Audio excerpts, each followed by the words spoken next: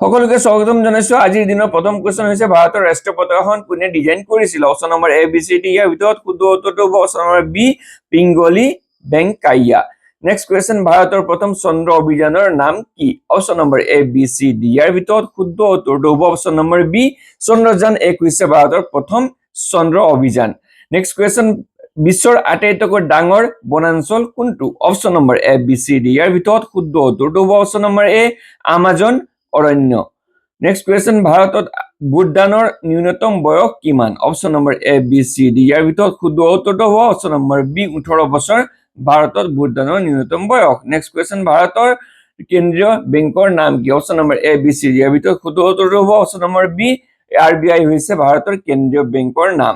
Next question, ভাৰতৰ ৰাষ্ট্ৰীয় পঞ্জিকা কোনটো? Option number A B C D. ইয়াৰ ভিতৰত অপচন নম্বৰ বি হৈছে ৰাইট এনসাৰ। হক পঞ্জিকা হ'ল ভাৰতৰ ৰাষ্ট্ৰীয় পঞ্জিকা। নেক্সট কুৱেশ্চন, বিশ্বৰ আটাইতকৈ ওখ মালভূমি কোনটো? Option number A B C D. ইয়াৰ ভিতৰত শুদ্ধ উত্তৰটো হ'ব অপচন নম্বৰ বি, তিব্বত মালভূমি হৈছে বিশ্বৰ আটাইতকৈ ওখ মালভূমি। নেক্সট কুৱেশ্চন, ভাৰতৰ সংবিধানত মৌলিক অধিকাৰ কিমানটা? Option number A B C D. ইয়াৰ ভিতৰত শুদ্ধ উত্তৰটো হ'ব অপচন নম্বৰ বি, 6টা হৈছে ভাৰতৰ সংবিধানত মৌলিক অধিকাৰ।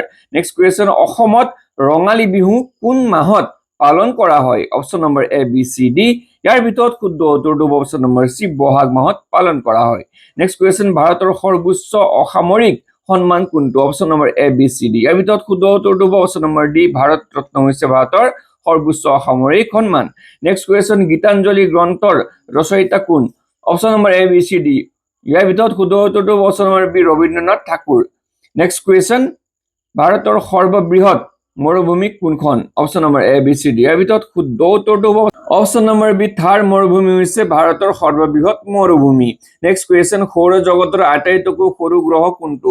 Option number A B C D. ইয়াৰ ভিতৰত শুদ্ধ উত্তৰটো হ'ব অপচন নম্বৰ এ, বুধ হৈছে সৌৰজগতৰ আটাইতকৈ সৰু গ্ৰহ। নেক্সট কুৱেশ্চন, অসম আন্দোলন কিমান বছৰ চলিছিল? A B C D. Option number, ইয়াৰ ভিতৰত শুদ্ধ উত্তৰটো হ'ব অপচন নম্বৰ চি, 6 বছৰ চলিছিল। নেক্সট কুৱেশ্চন, ভাৰতৰ প্ৰথম মহিলা IPS বিষয়া কোন? Option number A B C D. ইয়াৰ ভিতৰত অপচন নম্বৰ এ হৈছে ৰাইট এনসাৰ, কিৰণ বেদী। নেক্সট কুৱেশ্চন, ইউনেস্কো মুখ্য কাৰ্যালয় ক'ত অৱস্থিত? Option number A B C D. ইয়াৰ ভিতৰত শুদ্ধ উত্তৰটো হ'ব অপচন নম্বৰ চি, পেৰিছত অৱস্থিত ইউনেস্কোৰ মুখ্য কাৰ্যালয়। নেক্সট কুৱেশ্চন, ভাৰতৰ প্ৰথম পৰমাণু পৰীক্ষা কোন চনত হৈছিল? Option number A B C D. ইয়াৰ ভিতৰত চি হৈছে 1974 চনত হৈছিল ভাৰতৰ প্ৰথম পৰমাণু পৰীক্ষণ। নেক্সট কুৱেশ্চন, লাল গ্ৰহ বুলি কাক কোৱা হয়? Option number A B C D. ইয়াৰ ভিতৰত অপচন নম্বৰ বি হৈছে শুদ্ধ উত্তৰ, মংগল হৈছে লাল গ্ৰহ। নেক্সট কুৱেশ্চন, বিশ্ব জল দিৱস কেতিয়া পালন কৰা হয়? Option number A B C D. ইয়াৰ ভিতৰত শুদ্ধ উত্তৰটো হ'ব অপচন নম্বৰ বি, 22 মাৰ্চত পালন কৰা হয়। নেক্সট কুৱেশ্চন, অসমৰ বিখ্যাত সত্ৰ সংস্কৃতি কোনজন মহাপুৰুষৰ সৈতে জড়িত? Option number A B C D. ইয়াৰ ভিতৰত বি হৈছে মহাপুৰুষ শ্ৰীমন্ত শংকৰদেৱ। শুদ্ধ